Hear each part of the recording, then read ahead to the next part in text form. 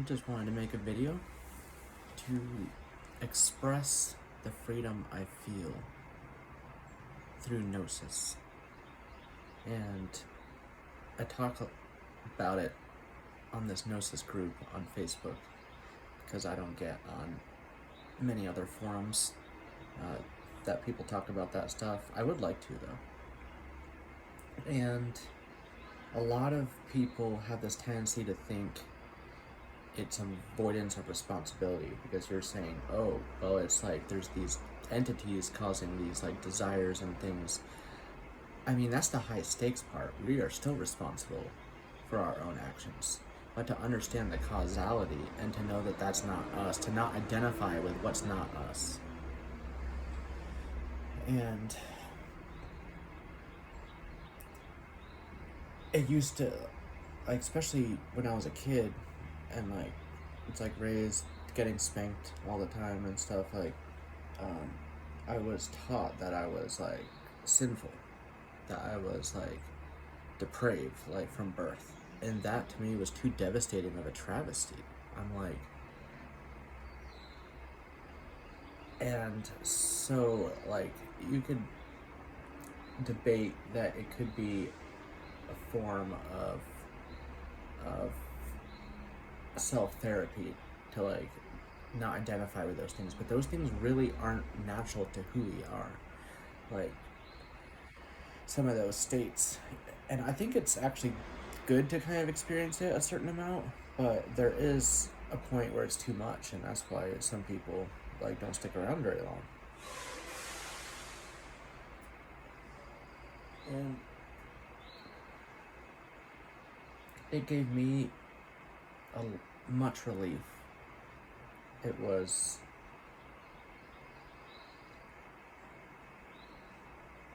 a recourse, I would say. Like Gnosticism helped ameliorate like what I was feeling about myself, because it showed me what the parts of me that are my true nature and that really resonates with who I am. So, sorry if I'm shaking the camera. That to me is pivotal. And having that freedom and free agency to choose what we want to do, like we need to take the reins on that. Otherwise, these other primal forces that are already at work in this world are just gonna like run us into the ground. And I don't know if they actually feed off that energy or just curate it.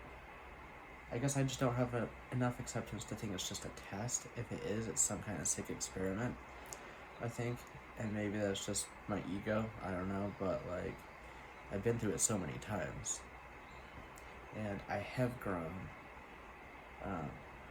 But I think part of it is just recognizing what truly is of us and what isn't, and deconstructing all these false beliefs. And like that's why I'm no longer a faith-based person. I'm a doubting Thomas. Because Thomas was shown the part of Jesus's hand, like he got to touch the wounds and stuff, like the unbeliever got the most privileges. And it's not like I want to exploit that, but I'm just even like using a scriptural example of how it's not bad to be a doubter. And it's quite healthy, I found, like not to give away my faith to things, because when you do that, you give your power to those things to dictate whatever that ideology dictates, or that felt presence of like shame. Like if you think having sex outside of marriage is a shameful thing, that's ingrained, that's learned. I don't think you should get married until you have sex. Like know that like part of the relationship is good. I mean, see, it's all like, so much of it is learned. And I think that's not that uncommon of knowledge. Like we know, like we learn things and ingrain them into our subconscious. But there's these common themes of the exploitation of people being possessed by, I don't know, whatever causes anorexia, whatever causes obesity, whatever causes like, there's so many struggles, like suicidal depression is not natural. And so I try to entertain everything, have the courage to entertain things, but not give my faith away to them. To propose, to pontificate on, like, and philosophize on the possibility of something being true or not true, and debate it. I mean, I kind of like debating things because I'm not attached to it, so it doesn't, like, hurt me as much. It's not like it's, like, testing my character to debate something. I'm just, like, actually testing the subject matter itself. And that's taking something at face value. That's, like, the self-evident, like, kind of thing. Common sense. It's like the things, if you're looking, you'll notice it type of thing. So I want to keep talking about it because it really does, it really has changed my life for the better to be an observer of the felt presence of experience and also an experiencer, but be able to experience being a human and all the things of being a human without the unnatural parts. Trying to get in and, like, yuck my yum or yum something that's yucky, like, to me, like, you know, but to be open enough to try things. I mean, you know, we all have our boundaries, so there's things I won't try.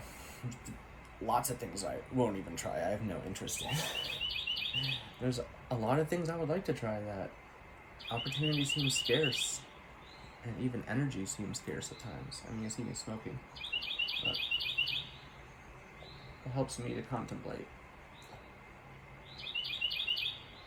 It's more of a ritual for me to smoke. It's like thinking about these things and sitting with them, reflecting and considering. I think a lot of people are too anxious to do that. It's, like, unsettling to think about the structure of reality and what's behind making things work. Well, a lot of people are just quiet on set, they play their role, they be their character, and they, like, give a confused look when you, like, bring up something that's too esoteric or cryptic or, like, not common, like, you know.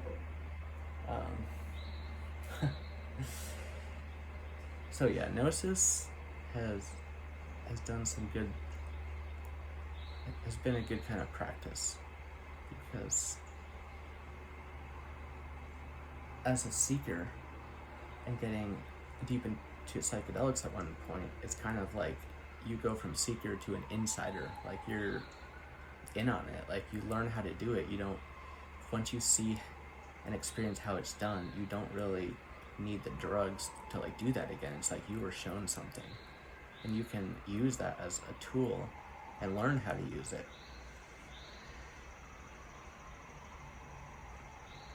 And some of that is just perception, it's just recognizing things, thinking about things.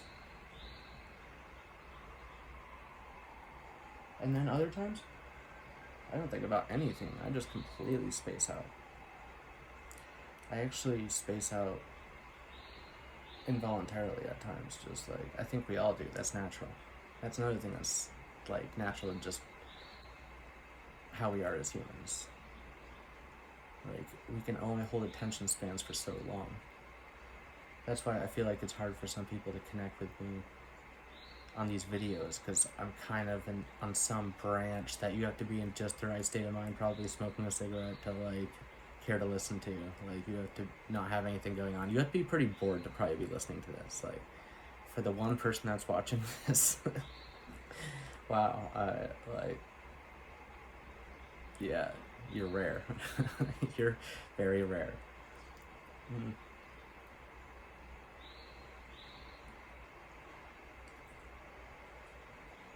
But there's many forces at work in this realm. They might not all be entities, but to recognize the force.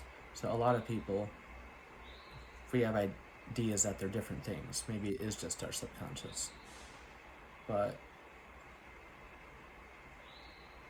as above, so below. And if there's like a hierarchy thing happening here, there probably is that like brought this to be. Like, of course they don't want to be known. It would like interfere with the whole whatever experiment they're doing. It would like be too much of a game changer. And a lot of people play the part of denying like the existence of other entities controlling things. But I feel like a lot of people too have their own like relationship with it, and have like maybe seen loved ones who passed on, or had some kind of a mystical experience with another spirit, or even just in a dream. And all you have to do is remember that dream, and it can come at any time. You never know. It could be tonight.